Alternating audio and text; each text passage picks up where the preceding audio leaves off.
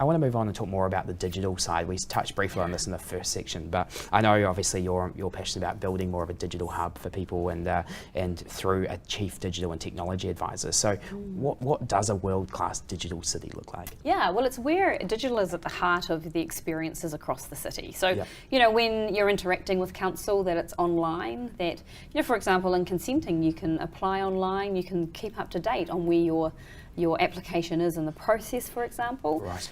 When you're moving between council departments, you don't have to reintroduce yourself because the council knows who you are, so information is transferred.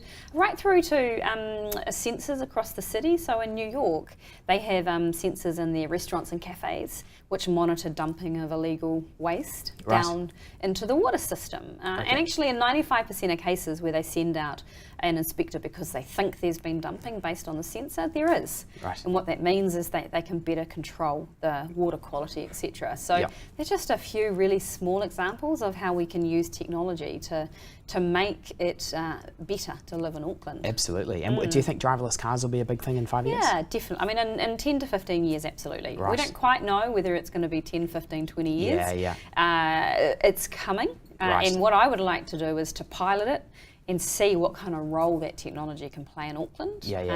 It's not about rolling out driverless cars everywhere tomorrow, but it is about understanding it. Right, and how do you think the city can get ready for that, except doing this piloting? Is there other things we need to build or do from an infrastructure perspective? Well, I think definitely from a council perspective, we need to be open to it, first of all. Then we need to educate Aucklanders around what does it mean and what changes will we see.